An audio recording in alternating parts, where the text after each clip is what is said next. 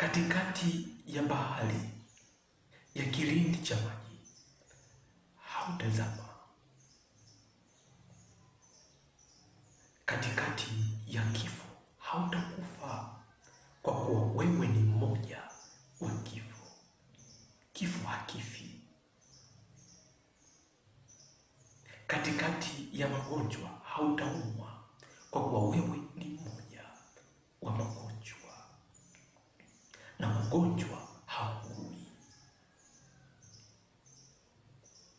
Katikati ya madeni hautadaiwa wala kusumbuliwa, kwa kuwa wewe ni mmoja wa hao, na deni halijidai.